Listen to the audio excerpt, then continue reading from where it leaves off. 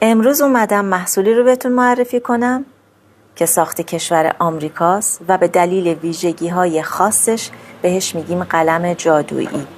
این قلم جادویی ترکیباتش از آلوئه ورا، روغن جوجوبا و موم عسل هستش و میتونه به عنوان داروخونه اورژانسی توی منزل هر فردی استفاده بشه.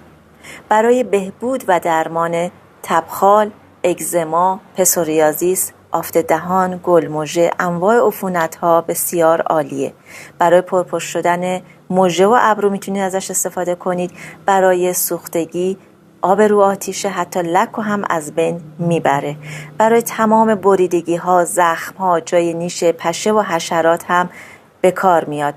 ویژگی‌های خاصش باعث شده که انقدر مشهور بشه. شما هم اگر تجربه از استفاده از این قلم جادویی داری حتما برای